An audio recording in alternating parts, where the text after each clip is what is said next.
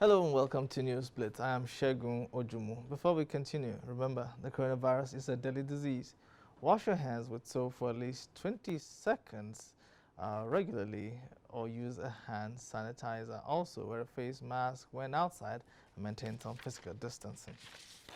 We'll begin with news that Governor of Plateau State, Simon Lalong, has relaxed curfews imposed on parts of the state due to insecurity. The governor, in a broadcast on Monday, said the 24-hour curfew in Jos North is now to be enforced from 6 p.m. to 6 a.m. until further notice. The governor noted that the ban on tricycles and hawkers remains in place within Jos Bukuru metropolis. Due to the recent attacks in Jos North, Bassa, Priom, and Barikin Ladi, we have witnessed the unfortunate disruption to the peace and security of the state by criminal elements, leading to the loss of innocent lives, properties, farm crops, and livestock. Despite the directive to security agencies to stop the attacks, arrest perpetrators, and bring them to justice, these attacks continued with the incident in Rukuba Road, where commuters were attacked, leading to other deaths and destruction. The ugly situation again resurfaced in the Yelwa Zangam village of Jos North local government, where many people were again killed and properties destroyed. While arrests have been made in most of these incidents, the constant threat to lives and properties necessitated the imposition of curfew on Jos North, Bassa, and Jos South local government areas to enable security agencies properly deploy to handle the situation and stop further breakdown of law and order. At the end of the review, government took the following decisions. 1. The curfew in Jos North is to be relaxed. Beginning from Monday, the 30th August 2021, the curfew shall be enforced from 6 p.m. to 6 a.m. until further notice. The curfew in Jos South and Bassa is to also be further relaxed, as from Monday, the 30th of August 2021, the curfew shall be enforced between 10 p.m. to 6 a.m. until further notice. 3. The ban on tricycles, keke napep, and the hawkers remain in force within Jos Bukuru metropolis.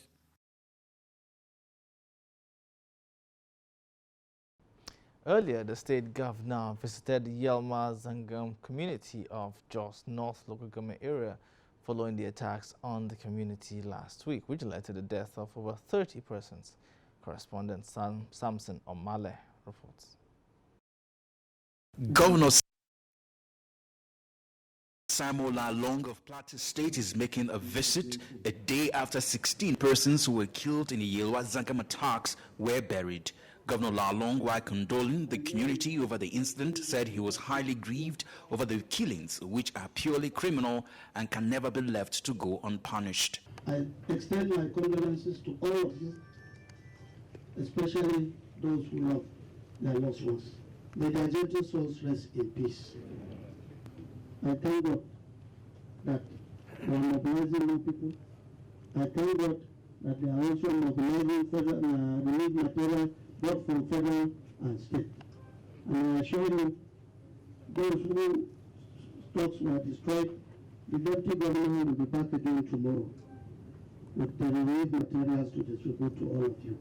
He asked the Anaguta people and others who have suffered in recent attacks to ignore the attempt by some politicians to incite them and pitch them against the government under the guise that they care for them. Like I said, we are not here today to do politics. Those who want to do politics with the dead, I don't think God will answer their prayers. We don't pray for people to die and we use it to win the election. We pray for people to be alive. A representative of the affected families, Bitrus Pada, who lost 9 members of his family, said a total of 33 people were killed during the attack, while several others were injured and are receiving treatment in various hospitals. So I'm appealing to the governor, not compensation as somebody said, but at least the government should provide something to give these people succor. Then secondly, he talked about the bridge. Yesterday's rain further damaged this bridge. In fact, it shifted the bridge. And anybody passing there now is at the risk of his life.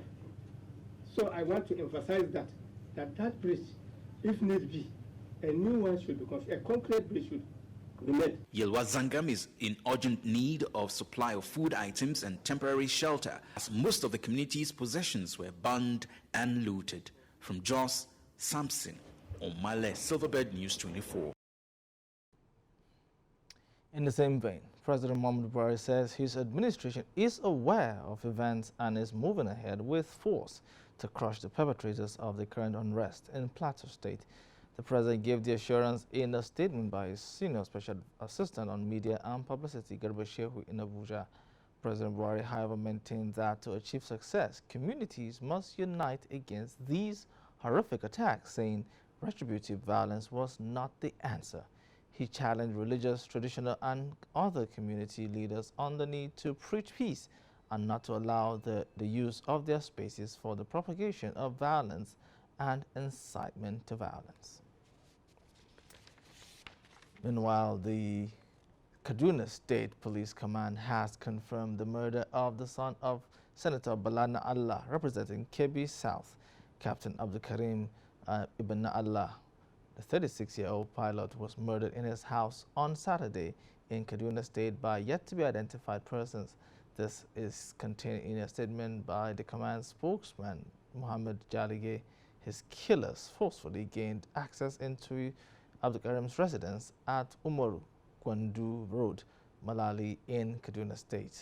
The police spokesperson said the police have launched a full-scale investigation into the incident with a view to unraveling the identities of the culprits and bringing them to book. In the meantime, the Defense Headquarters has dismissed reports that military helicopters fired at a cargo boat conveying people and foodstuff from Port Harcourt to Bonny. It was widely reported on Friday that a military chopper opened fire on a cargo boat conveying foodstuff from Port Harcourt to Bonny. Reacting to the allegation in a statement on Monday, the Director of Defense Information, Major General Benjamin Sawyer, said the report was false. He said the military is positioned to protect the populace rather than victimizing them. The increase in road accidents and traffic violations in the Federal Capital Territory has become a source of concern, not just to law enforcement agencies, but also to the general public. Road users blame the dysfunction of traffic lights and the inability of traffic personnel to discharge their duties effectively as part of the reasons for the flouting of rules by drivers. In this report, correspondent Margaret Ogbo examines all sides of the worrisome development.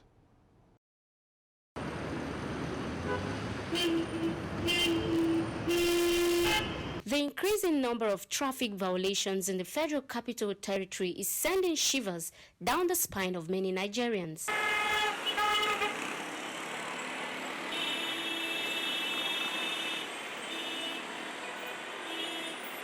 The World Health Organization estimates that 1.3 million lives are cut short annually by road crashes as a result of bad driving. Traffic congestion is known to be one of the most frequently identified factors for aggressive driving, but this is compounded by the many defective traffic lights that dot the capital. In a situation whereby FCTA cannot fix traffic lights, what did you expect of Nigerians? What did you expect of the motorists when the traffic lights are not working? So there's going to be chaos. On the point of the law enforcement agency not being able to implement the law, lack of will to implement the law, and also on the part of the citizens, Nigerians are impatient. Sometimes some people just derive joy in disobeying laws and other rules and lay down rules and regulations. They just derive joy. They see it as fun. The way the government can curb this is probably having CCTV cameras as strategic points. The Federal Road Safety Commission, FRSC, is saddled with the responsibility of ensuring compliance with traffic rules. Despite the penalties attached to traffic violations in the country, the menace seems to be increasing. We have some traffic lights in the FCT that are not functioning properly. But then, for us in the FRSC, we take statistics of those traffic lights that have some level of malfunctioning, and we forward to relevant authorities. And I can tell you that from every level of our relationship with the FCDA, each time this information is passed to them, the relevant steps are taken to correct them. These road users are of the opinion that traffic violations can be halted if top government officials in the FCT can begin to obey the rules. This discriminatory policy or preferential way of implementing traffic violation will not in any way help us to address the menace. Those that violate traffic rules are government officials, particularly in FCT. And though many may blame the inefficiency of road traffic officials, others very much disagree. I can't support that VIOs and FRSC are not doing their job. They are really doing their job. Hardly can you see a junction that you will not find all these law enforcement agents. This is how most parts of the nation's capital, Abuja, looks at night. Traffic congestion is a huge challenge. Many road users here do not adhere to the traffic rules and regulations, spiking accidents that have led to the loss of lives in the FCT. From the nation's capital, Abuja, Margaret Ogbo. Meanwhile, the Ministry of Labour and Employment has rejected the 20-day ultimatum given to the federal government by the Nigerian Medical Association, saying it is in direct collision with the Memorandum of Understanding signed on August 21st. The Nigerian Medical Association had threatened to join the ongoing strike by the Nigerian Association of Resident Doctors if the government failed to resolve all the issues contained in various agreements signed with its affiliate unions. But reacting to the threat, the government argued that the NMA's position was at variance with the timeline stated in the Memorandum of Agreement. In the same vein, the federal government has expressed concern about the 21-day strike notice issued by the Nigerian Medical Association over the alleged failure of government to meet the demands of striking resident doctors. The Minister of Health, Osage Hanere, while briefing newsmen on the threat by the NMA, said doctors should stop embarking on strikes at dangerous times and appealed to the resident doctors to call off their strike. Mr. Hanere said these as the federal government and the NMA disagreed on the 21-day ultimatum issued by the umbrella body of medical doctors in the country. And the Nigeria Center for Disease Control has confirmed 93 additional deaths from the coronavirus pandemic, thereby increasing the country's death toll to 2,454 new cases. 53 deaths were recorded in the country 24 hours earlier, an indication that the third wave of the disease is ravaging the country. The center noted that the figure includes a backlog of fatalities recorded in Lagos State, which also topped the list of daily infections, with 200 out of the 62 new infections recorded across 14 states of the Federation and the Federal Capital Territory. The new infection figure, according to the NCDC, has increased the country's infection toll to 191,345 cases. You're watching Newsblitz, reaching you live from Abuja. We're back with more reports right after this break. Stay with us.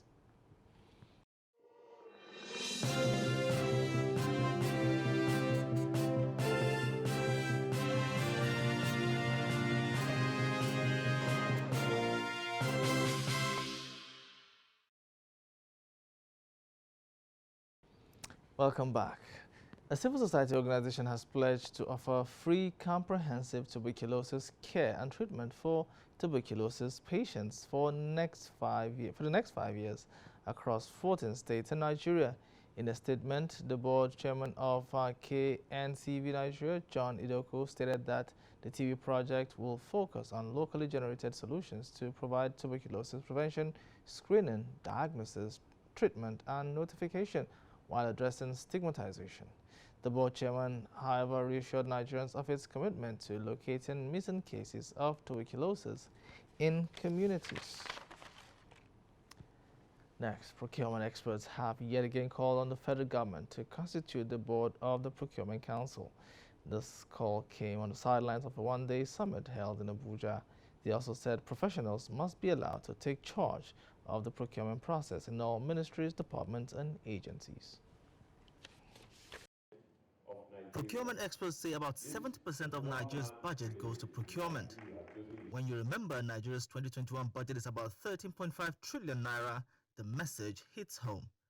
This is where a lot of public sector corruption happens. Successive administrations have failed to inaugurate the Procurement Council. And once you have not tackled the problem of procurement, believe you me, you have not done anything. Because that's where the junk of the money goes. Beyond this, however, these experts insist government must allow procurement experts handle procurement matters in all ministries, departments, and agencies. If you say you don't need professionals, we don't need professors equally. Because professors are the one who teaches people, and it is how far you've done that qualify you to earn that status. Equally, procurement law is one of the sunshine laws that will have bring Nigeria out of the doldrum, doing it correctly and rightly. Rather, what do we see? Every Tom, Dick, and Harry in Nigeria become a procurement officer because they lessen the potency, the capacity that is required to propel that law to fruition by trying as much as possible to get anyone who they feel they can to be a procurement officer. And if you are not productive, you'll be destructive. The experts in this hall disagree with the emphasis being put on academic qualifications over professional qualifications. They insist that if government is sincere about fighting corruption within the system, it must allow procurement experts do what they are trained to do.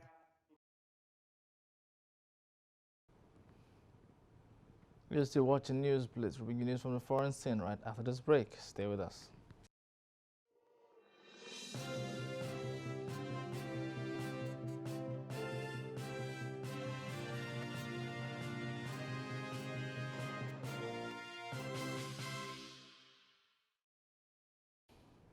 On the foreign scene now, we go to Afghanistan, where a U.S. drone strike targeting a suicide bomber ended up killing 10 members of one family, including 6 children. The 10 were killed when the car parked at their home was struck by an explosion on Sunday. The U.S. military said a vehicle carrying at least one person associated with the Afghan branch of the Islamic State group was targeted. It said people nearby may have been hit in the aftermath of the strike. And Palestinian President Mahmoud Abbas has held his first official meeting with a senior Israeli in more than a decade. Defense Minister Benny Gantz said he traveled to Ramallah in the occupied West Bank to discuss security, civilian, and economic issues. He told Mr. Abbas that Israel would seek to strengthen the Palestinian economy. U.S. President Joe Biden wants both sides to repair relations that have deteriorated since the last round of the Red Peace talks collapsed in 2014. To the United States now, where the U.S. city of New Orleans has lost power with only generators working as Hurricane Ida batters Louisiana. The storm brought 240 kilometers per hour winds when it made landfall, and those people who did not flee have been advised to shelter in place. One person was killed when a tree fell on their home in Ascension Parish in the Baton Rouge area. Ida will test New Orleans flood defenses strengthened after Hurricane Katrina killed 1,800 people in 2005. Sports is up next.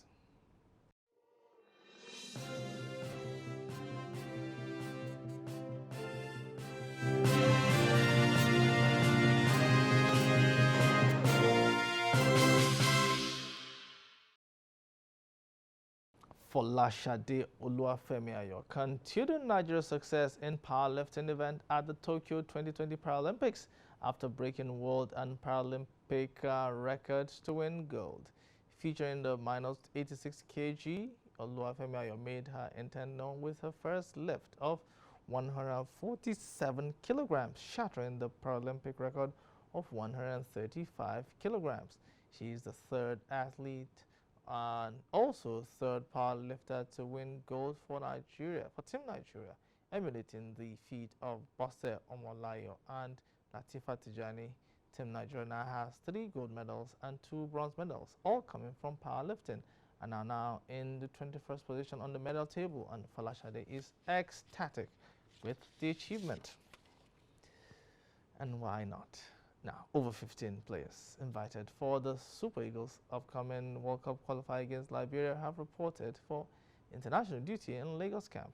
Manager Kenneth Raw is expecting more players in camp by the close of business on Monday, and a full complement of players on Tuesday, 3 days before they take to the pitch against Liberia.